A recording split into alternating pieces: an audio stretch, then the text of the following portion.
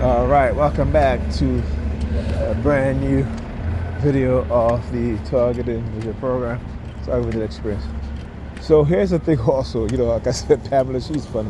The female knock, particularly when they are true to their dark persona, their dark personality, like they'll do shit like this because for the people that care about them, or the person that care about them, they don't,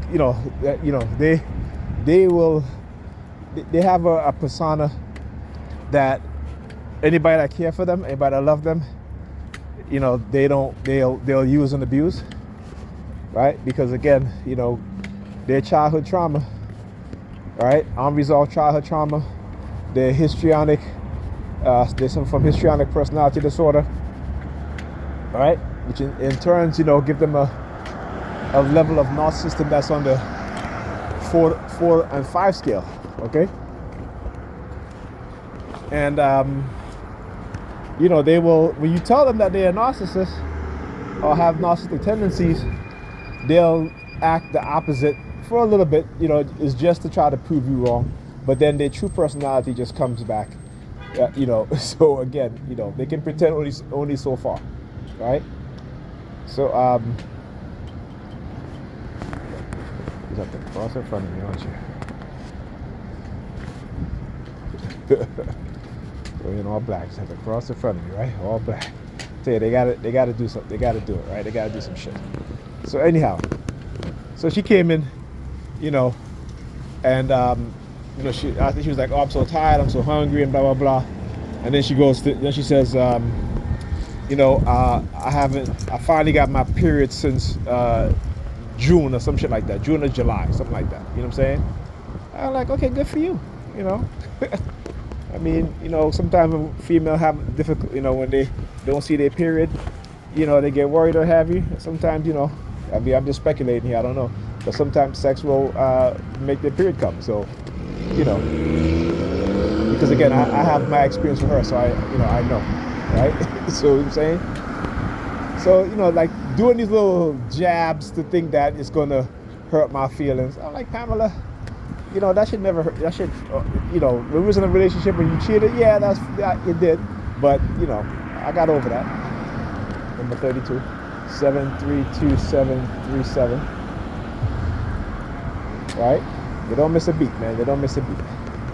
And, she just, but again, like I tell her, I said, listen, I don't care who you date. What I care about is when the people that you're dating, you know what I'm saying? That if it affects our children negatively, I'm gonna say something to you. And I have always done that. I've always done that. And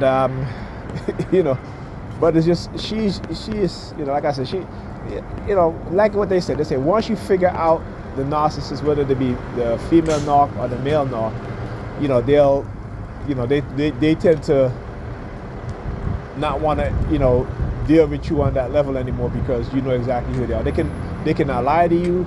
They cannot, manipulate. They cannot manipulate you without you willingly, allowing them to, I should say. And I wouldn't even say it's allowing them to manipulate you. It's the fact you know who they are, and they think that you don't know them. So they thinking that, okay, I'm getting over on him or her, but you're not. It's because I know who you are. They know who you are. If it's a male narcissist, dating a woman, she'll know who you are too. Because again, when you've been with people for a long time, you get to know who they are. If you don't know who they are, that means that you don't care for them. That means that they just temporary placeholders. All right, you know what I'm saying? And then as I was bending down to get my shoes off the ground, I have my aches and pains. My shoulders are still hurting. I got to call to make an appointment to get my X-ray done. So I was just like, as I was stretching down, because, yeah. And she goes, "Are you okay?" I'm like,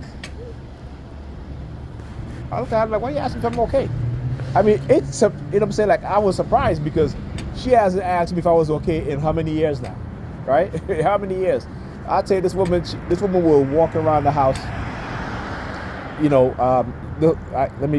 So this is, again, the difference between me and her.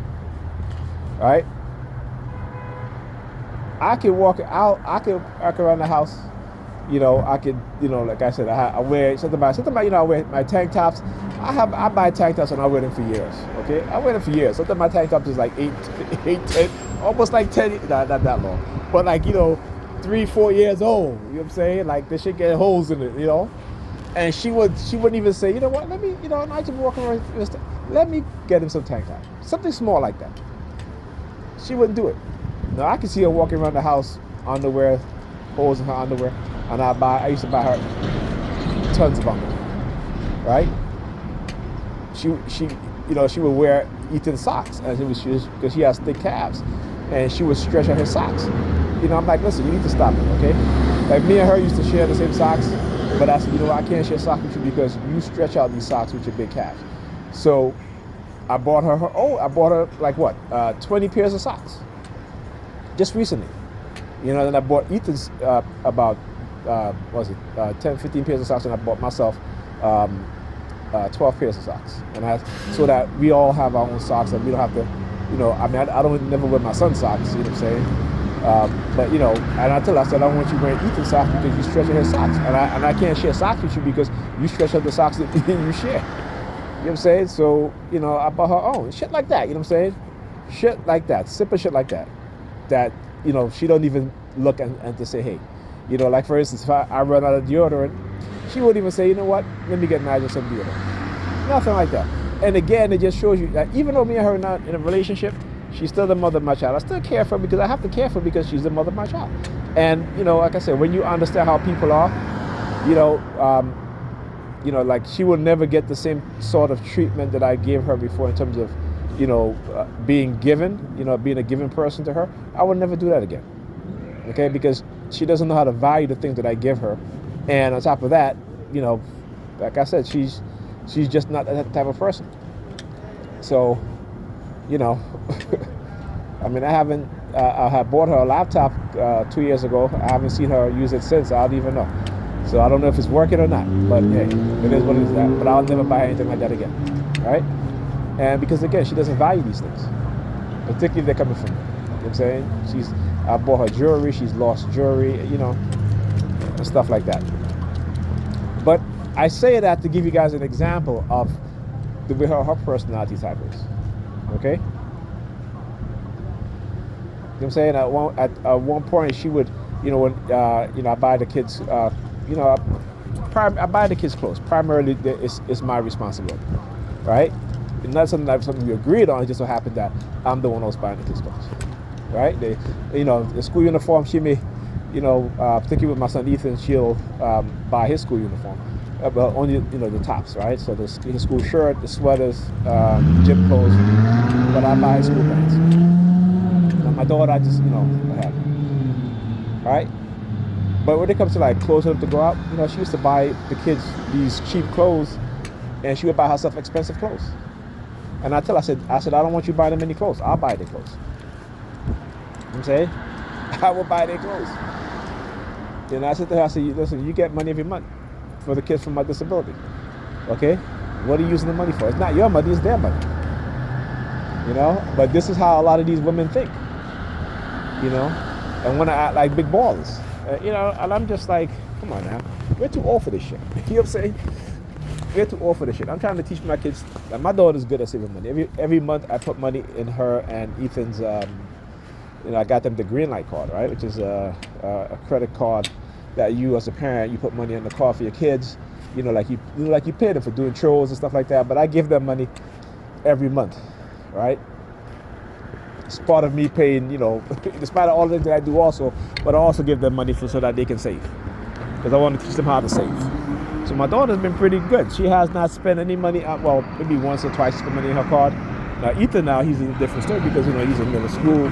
And, sometimes he doesn't eat the school lunch. But I keep telling myself, the reason why I give you the card is so that you can learn how to save some money. Don't spend all your money. Okay? If there's something that you want, ask me. And, maybe I'll put in half the money and then you can put the rest. I'll put the money on your card, half of the money in your card, and you can order. You know what I'm saying? But you need to learn how to save money. Right? So my daughter's just saving up her money. And I'm so proud of her. what I'm saying? So like I said, doing the things that was never done for me as a child. You know what I'm saying?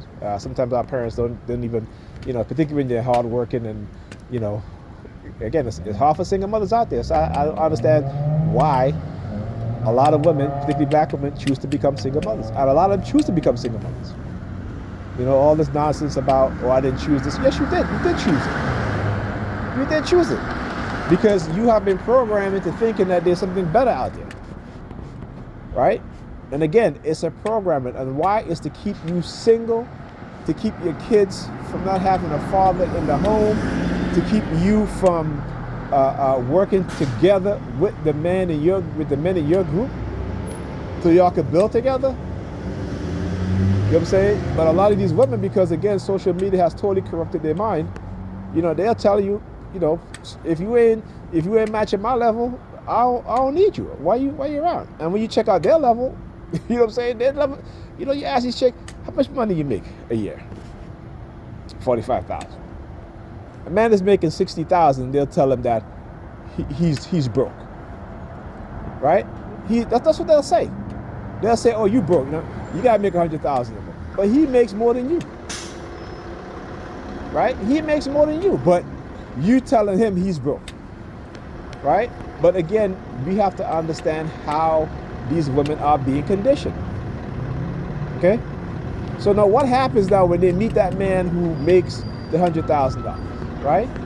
And that man has a plethora of women wanting him because, again, of the fact that he makes six figures. You think he's going to settle down with you? Particularly if you're average? Particularly if you're overweight? Okay? You know what I'm saying? Particularly if you're not feminine? If you're not friendly? Right? If you don't have intellect? Right? If you call yourself a pit bull in the skirt? Right? Or if you tell a man, you don't know my pedigree. I'm like, what the fuck is that? You don't know my pedigree. Are you a dog? But this is how these women think. They think that they're pedigrees, that they're stallions, that they're pit bulls. That's not femininity. And no masculine man wants a masculine woman. It doesn't work. And men who make those certain types of salary, right? They're not looking for a woman that they're going to compete with in the house. You know what I'm saying? Like I was talking about the Jamaican saying, two bulls can't fit in one pen.